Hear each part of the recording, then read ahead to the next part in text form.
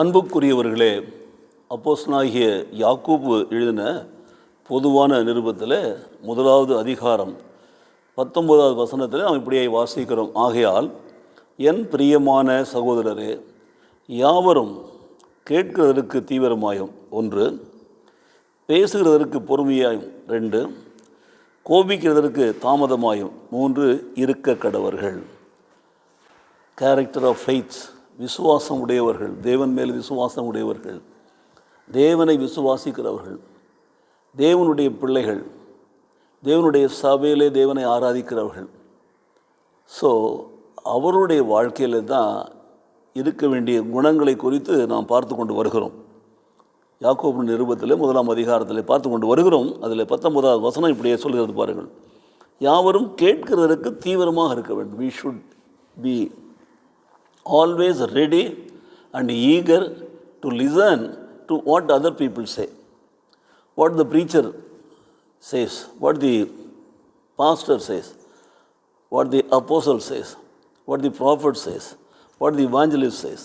இவைகளெல்லாம் கேட்கிறதுக்கு எப்படி இருக்கிறோம்? நம்ம தீவிரமாக இருக்க வேண்டும் என்று சொல்லி வேதம் சொல்லுகிறது. கேட்கிறதற்கு தீவிரமாக இருக்க வேண்டும்.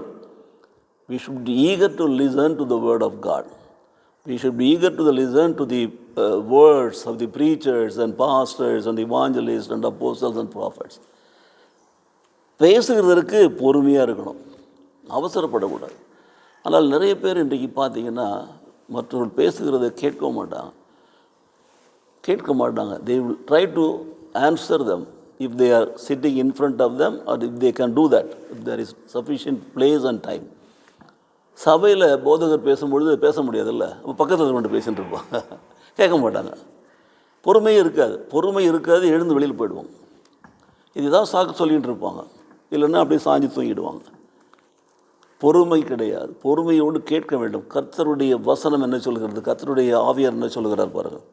ஸோ பேசுகிறதற்கு பொறுமையாக இருக்கணும். பேச முடியலன்னு சொன்னால் கஷ்டம். அடுத்தது பாருங்கள், கோபிக்கிறதற்கு தாமதமாக இருக்க வேண்டும். கோபப்படக்கூடாது எந்த ஒரு காரியத்திலுமே. இந்த 3 காரியங்களை ஒரு கிறிஸ்துவ விசுவாசி தன்னுடைய வாழ்க்கையில் கடைபிடித்தால், கிறிஸ்துவ வாழ்க்கையில் கடைபிடிக்கிற பொழுது அவன் விசுவாசத்தில் மேன்மை அடைவான். அந்த விசுவாசம் அவன் வாழ்க்கையில் ஜெயத்தை கொண்டு வரும். அவன் கையிட்டு செயலவில்லை, ஆசீர்வாதத்தை கட்டளையிடும். அவன் ஆசீர்வதிக்கப்பட்ட மனுஷனாக இருப்பான். ஆகையால் என் பிரியமான சகோதரரே, யாவரும் கேட்கிறதற்கு தீவிரமாயும், பேசுகிறதற்கு பொறுமையாயும், கோபிக்கிறதற்கு தாமதமாயும் இருக்க கடவர்கள். நோட் பண்ணி வச்சுக்கிறீங்களா? இந்த அதிகாலை வேளையில் ஆண்டவர் இயேசுவோடு நிகழ்வில் இந்த வார்த்தைகளை கேட்டுக்கொண்டிருக்கிற எனக்கு அருமையான சகோதரனே, சகோதரியே, உன் வாழ்க்கையிலே நீ உயர்வுகளை காண வேண்டுமா, மேன்மைகளை காண வேண்டுமா, கர்த்தருடைய ஆசீர்வாதங்களை பெற்றுக்கொள்ள வேண்டுமா, கர்த்தருடைய பிள்ளையாக வாழ வேண்டுமா, கர்த்தருடைய விசுவாசத்திலே நீங்கள் நிலைத்திருக்க வேண்டுமா, இந்த 3 காரியங்களை கடைபிடிங்கள். இந்த 3 காரியங்களை கடைபிடிங்கள். கேட்கிறதற்கு தீவிரமாக இருங்கள். வசனத்தை, பிரசங்கங்களை, போதனைகளை.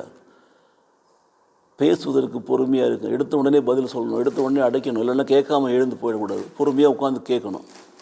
அதுதான் பேசுகிறதற்கு பொறுமை. We should not open our mouth. 3வது, கோபிக்கவே கூடாது. கோபத்துக்கு இடம் கொடுக்கக்கூடாது. தாமதப்படுத்துங்க. கோபிக்கிறதுக்கு தாமதப்படுத்துங்க. That will give you good result. ஜெபிப்போமா? நேசிக்கிற நல்ல பிதாவே, இந்த காலை வேளையில் யாக்கோபு 1ஆம் அதிகாரம் 19வது வசனத்தின்படியாக கர்த்தர் கொடுத்திருக்கிற நல்ல ஆலோசனைகளுக்காக நன்றி செலுத்துகிறோம். விசுவாச வாழ்க்கையிலே நாங்கள் விசுவாசத்தை நிலைத்திருக்கத்தக்கதாக கர்த்தராகிய தேவன் கொடுத்த நல்ல ஆலோசனைகளை கேட்டு நடக்க எங்களை தாழ்த்தி ஒப்புக் கொடுக்கிறோம். கேட்கறதுக்கு தீவிரமாயும், பேசுகிறதுக்கு பொறுமையாயும், அவனுடைய கோபிக்கிற தாமதம் இருக்கிற கிருபைகளை எங்களுக்கு தாரும். இயேசு கிறிஸ்து நாமத்திலே பிதாவே, ஆமென், ஆமென்.